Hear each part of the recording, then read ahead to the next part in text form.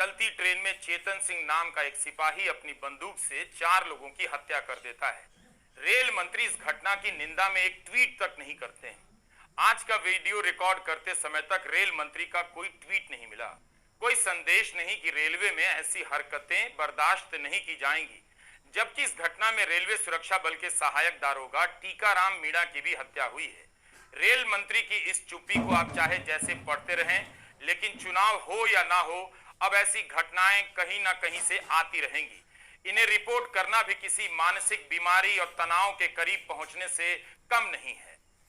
1 अगस्त के ही अखबारों में ऐसी कई घटनाएं छपी हैं। हरियाणा के गुरुग्राम, फरीदाबाद में तनाव की खबरें छप रही हैं। यहां से आने वाली खबरें दिलो दिमाग में तनाव भर देती हैं। पिछले 10 साल में इस मेवात में तनाव पैदा करने की कितनी कोशिशें हुई और किसने की, ईमानदारी से देखेंगे तो पता चल जाएगा। कभी महापंचायत तो कभी वीडियो बनाकर खुलेआम धमकी। तरह तरह की यात्राओं के नाम पर तनाव पैदा किए जाने की इन खबरों को आप अपने बच्चों के भविष्य के लिए ठीक से पढ़ लीजिए, जिन्हें डॉक्टर इंजीनियर बनाना चाहते हैं। मेरी नीयत बस इतनी है कि वे आपके बेटों को दंगाई बनाना चाहते हैं। मैं चाहता हूं कि आपके बच्चे डॉक्टर बने। अगर धर्म को इतना ही खतरा है तो इसकी लड़ाई की जिम्मेदारी उन्हीं के कंधे पर क्यों है जो गरीब घर के लड़के हैं, जो सर पर पट्टी बांधकर यात्राओं में ललकारी नारे लगाते हैं और डीजे बजाते हैं, हिंसा में शामिल हो जाते हैं। मिडिल क्लास और हाउसिंग सोसाइटी के व्हाट्सएप ग्रुप के अंकिल अपने बेटों को विदेश भेजकर इन गरीब बच्चों के लिए ताली बजाते हैं, जो इस तरह की राजनीति के कारण दंगाई और हत्यारे बन जाते हैं। घटनाएं कहीं की भी हों, मगर सभी में बातें एक समान सुनाई देती हैं। यूपी के बरेली से लेकर हरियाणा के नूंह तक में जो हो रहा है वो इसलिए हो रहा है ताकि धर्म की राजनीति के नाम पर वो नेता देवता बन जाए और आपका वो बेटा दंगाई। इस देश में पुलिस की व्यवस्था है, सेना की व्यवस्था है, लेकिन इसके बाद भी असम से ये खबर है कि एक संगठन इन नौजवानों को बंदूक चलाने की ट्रेनिंग दे रहा है। क्या वो रक्षक बना रहा है? क्या इसे सेना और पुलिस की मान्यता दी जा सकती है? क्या इसकी इजाजत है? क्या दूसरे समुदाय के लोग ऐसा करेंगे तो ऐसा करने की इजाजत दी जाएगी? कोई है और आप उसका नाम जानते भी हैं। वो चाहता है कि आप जो दिन रात अपनी अपनी गरीबी से लड़ाई लड़ रहे हैं, घर चलाने की लड़ाई लड़ रहे हैं, आप अपनी लड़ाई छोड़ दें और उसकी लड़ाई लड़ें। धर्म के नाम पर अपने पड़ोसी से लड़ जाएं, पड़ोस में कोई ना मिले तो किसी दूसरे मोहल्ले में जाकर लड़ जाएं। आप लड़ेंगे तभी उसकी सत्ता बचेगी। इस लड़ाई ने समाज को बीमार कर दिया है और समाज ने इस बीमारी को राजनीतिक रूप से गले लगा लिया है, क्योंकि बिना समाज की सहमति और भागीदारी के यह बीमारी नहीं फैल सकती। इस बीमारी को फैलने से रोकने के लिए कोई लॉकडाउन नहीं करता है। आप खुद देख लीजिए कि किस किस ने जयपुर मुंबई सुपरफास्ट एक्सप्रेस में 4 लोगों की हत्या, एंटी मुस्लिम नफरती सोच के खिलाफ निंदा की है, आवाज उठाई है। बीते 10 सालों में यह बीमारी इतनी तेज गति से फैली है कि समाज समझ ही नहीं पाया कि इसका अंजाम क्या होगा। गोदी मीडिया का एक एंकर अमन चोपड़ा परमानेंट इलाज की बात करता है। उसके जैसे कितने ही एंकर तरह तरह की ऐसी ही बातें करते हैं। मीडिया ने लगातार नफरती डिबेट से मासूम लोगों को समझा दिया है कि धर्म के नाम पर कोई युद्ध चल रहा है। इसी रफ्तार से आपके रिश्तेदार, खासकर आपके माँ बाप, विदेशों में रहने वाले अंकिल और सोसाइटी के गेट पर घूमते मिल जाने वाले कई रिटायर्ड अंकिल हर दिन व्हाट्सएप में एंटी मुस्लिम मीम भेजते हैं, धर्म के नाम पर गर्व की दुकान ठेलते रहते हैं। इन सब ने मिलकर नफरत की रफ्तार समाज में बहुत तेज कर दी है। चेतन सिंह को आप इस बीमारी से अलग नहीं कर सकते। उसकी इस बीमारी का जिम्मेदार कौन है आपको मालूम है।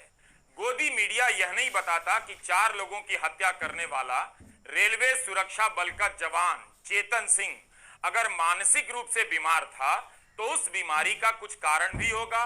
सवाल यह भी है कि वो बीमार था तो ड्यूटी पर कैसे था।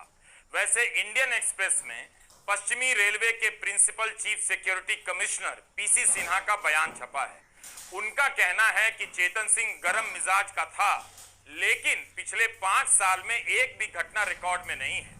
बहुत ही साफ सुथरा रिकॉर्ड है। इसलिए मैंने उसकी पोस्टिंग 6 महीने पहले मुंबई में की थी।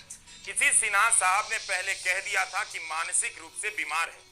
अब जांच चल रही है। इंडियन एक्सप्रेस में चेतन का जो कथित बयान छपा है उससे साफ है कि उसे यह बीमारी कहां से मिली है। गोदी मीडिया से मिली होगी। एक यात्री ने घटना के बाद वीडियो रिकॉर्ड किया है जिसकी सत्यता की जांच चल रही है। इस वीडियो में चेतन सिंह कथित रूप से कहता है कि पाकिस्तान से ये ऑपरेट हुए हैं और मीडिया यही कवरेज दिखा रही है। उनको सब पता चल रहा है कि ये क्या कर रहे हैं। अगर वोट देना है, अगर हिंदुस्तान में रहना है तो मैं कहता हूं मोदी और योगी ये दो हैं। चेतन मानसिक रूप से नहीं, राजनीतिक रूप से बीमार हो गया है। इस बीमारी ने उसे हत्यारा बना दिया। आप इस नारे को जानते हैं, हिंदुस्तान में रहना है तो योगी योगी कहना है, मोदी मोदी कहना है। इससे मिलते जुलते और भी कई नारे हैं। इन नारों के सहारे एक समुदाय के लिए भारत में रहने की शर्तें थोपी जा रही हैं। इन्हें सुनने वालों को, कुछ गरीब घर के लड़कों को लगता है कि उन शर्तों को लागू करना उनका काम है ताकि मिडिल क्लास के बच्चे, हाउसिंग सोसाइटी के बच्चे आईटी सेक्टर में जाकर माल कमाते रहें। नागरिकता आंदोलन के समय आपने देखा तो था, मंत्री नारे लगवा रहे थे कि देश के गद्दारों को गोली मारो। दो नौजवान बंदूक लेकर आते हैं और गोली भी चलाते हैं। एक की गोली सामने खड़े एक लड़के को लगती भी है और एक हवा में गोली चलाता है। उस समय भी यह बात सामने आई थी कि नौजवानों ने किस तरह के नारे लगाए थे और नारे किन किन चीजों से बनते हैं। धर्म की राजनीति ने इन दोनों को जो बना दिया आप जानते हैं। शाहीन बाग में गोली चलाने वाले कपिल गुर्जर ने कहा था, हिंदू राष्ट्र जिंदाबाद, हमारा देश हिंदू राष्ट्र है, हमारे देश में और किसी की नहीं चलेगी, सिर्फ हिंदू की चलेगी। यही वो लाइन है जिसे चेतन सिंह ने किसी और तरीके से दोहरा दी।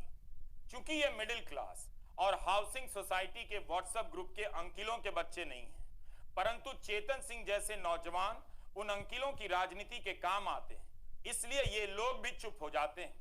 ये तब भी चुप रहते हैं जब मणिपुर की 2 महिलाओं को नंगा घुमाने का वीडियो आता है। इन्हें पता है कि चेतन सिंह को हत्यारा बनाने के पीछे जो सोच है उसके प्रसार में एक हद तक ऐसे लोग भी शामिल हैं।